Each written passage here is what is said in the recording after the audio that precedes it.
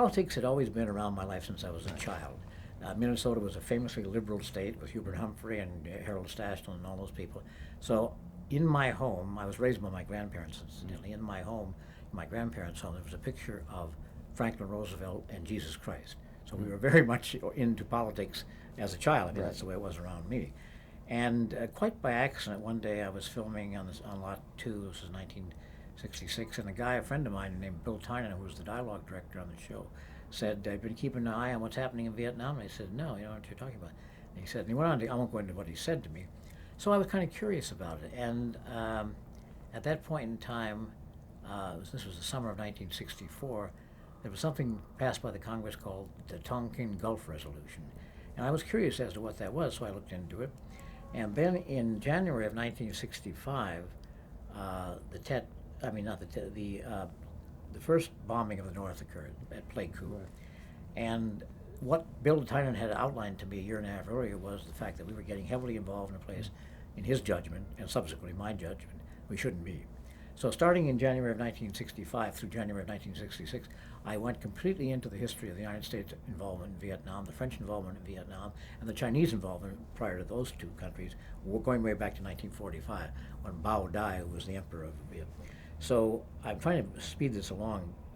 In January of 1966, a year after I'd started my investigation, incidentally, I investigated all the documents in the State Department. I wasn't just investigating those that were opposed to the war, I was investigating the United States' alleged support, or support for the alleged war, I should say, because it was a civil war in my judgment.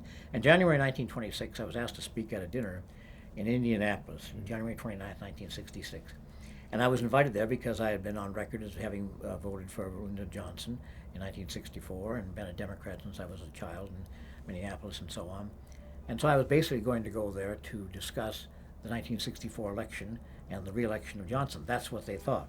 Well, rather than deliver this speech, which they expected, which was to be strictly down the middle, support the Democratic Party and LBJ, I delivered what I considered a very modest critique of the United States involvement in Vietnam. And I have a picture to this day, two pictures. There's a picture of me standing on the podium with everybody, all the governor of Indianapolis, Indiana, all the, Birch Bayh was a senator then, so on, all applauding, smiling. Got the man from Uncle, he's going to give us a rousing speech. We're going to love this. And he sits there. And then there's a picture of me at the end of the speech. Everyone at the head table is sitting there with their hands over their eyes like this. Where did we get this communist to come out here and talk? That's how it started. Yes, the press has said repeatedly, I was the first actor to publicly oppose the war. Well, from that speech came everything else. Reuters was on the line the next Monday at MGM. What did I say? I only had the only copy of the speech. Lawyers for MGM, NBC were all at the studio wanting to see what I'd said because I had the only copy. So I had an old mimeograph machine up in my office, and I rolled out a bunch of copies, gave them to the lawyers, NBC and ABC. And that's how it all started. And from that point on, I was national chairman of the largest anti-war group in the country called Dissenting Democrats, which was based in Beverly Hills. And that pretty much took up from 1966 to 1972 when I went to England.